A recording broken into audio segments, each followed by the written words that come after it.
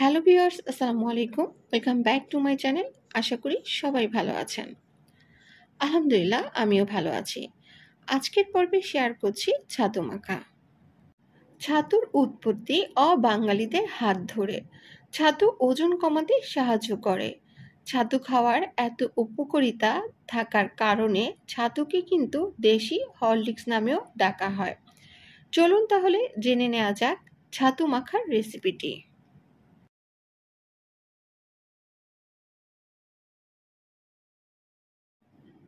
ছাতু মাখা রেসিপিটি করতে আজ আমার যা যা উপকরণ লাগবে তা প্রথমেই দেখিয়ে দিচ্ছি। ছাতু নিয়েছি হাফ কাপ। এছাড়াও লাগবে পেঁয়াজ কুচি। এখানে একটি পেঁয়াজ কুচি করে নিয়েছি। 3টি কাঁচামরিচ আমি কুচি করে নিয়েছি। সরিষার তেল 1 চা চামচ, লবণ 1 চা চামচ বা আপনার স্বাদ মতো। এছাড়া ঝালও আপনি বাড়িয়ে বা কমিয়ে নিতে পারেন, এবং লেবুর রস। এখন এক এক করে সব উপকরণগুলো ছাতুর মধ্যে দিয়ে নিলাম। প্রথমেই দিলাম পেঁয়াজ কুচি, কাঁচামরিচ কুচি, লবণ এবং সরিষার তেল।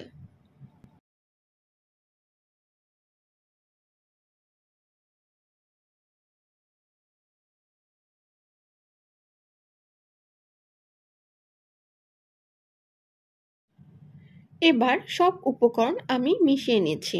তবে ভালো হয় আপনি যদি পেঁয়াজ কুচি, কাঁচামরিচ, লবণ, তেল প্রথমে হাত দিয়ে কিছুক্ষণ চটকে নিয়ে ছাতুর সাথে মিশিয়ে নেন। এই পর্যায়ে অল্প অল্প করে পানি দিয়ে ছাতুর সাথে মিশিয়ে নিচ্ছি।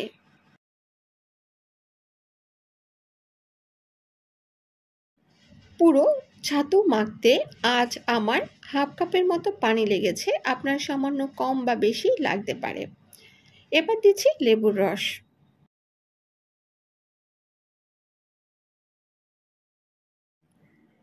লেবুর রস দেবার পর আবারও মাখিয়ে নিলাম।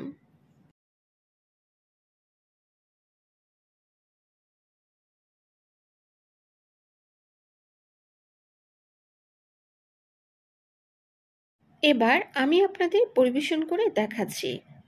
এই হলো আমার আজকের ছাতু মাখার রেসিপি। এতক্ষণ সাথে থাকার জন্য আপনাকে ধন্যবাদ।